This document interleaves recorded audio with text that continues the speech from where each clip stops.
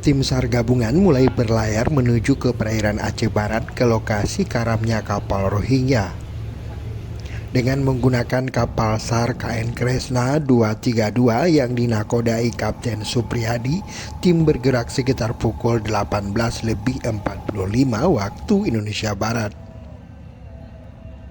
Evakuasi dilakukan setelah pihaknya menerima informasi dari Panglima Laut tentang adanya kapal Rohingya yang karam. Jadi setelah menerima informasi, kami langsung berkoordinasi dengan instansi terkait dan langsung memberangkatkan satu unit KN SAR Kresna dengan dibantu satu unit RIP Posar Melabo untuk melakukan aksi evakuasi terhadap pengungsi Rohingya tersebut. Untuk jarak pengungsi sendiri tadi tempat karamnya dari Melabo kira-kira berapa mil?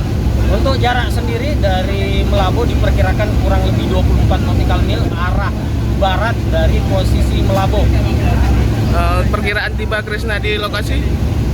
Menurut perhitungan dari jarak dan kecepatan kapal diperkirakan kurang lebih 6 jam hingga tiba di posisi terakhir kapal yang mengalami karam pengungsi Rohingya tersebut.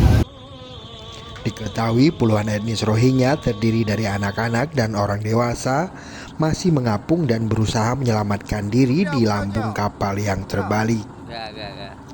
Sebelumnya, nelayan di Aceh Barat menemukan adanya kapal Rohingya yang karam pada Rabu pagi sekitar pukul 9 waktu Indonesia Barat.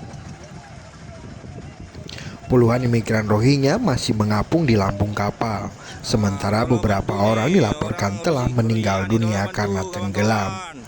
6 orang diantaranya sudah dievakuasi ke darat, tepatnya di kantor Camat Samatiga oleh nelayan setempat.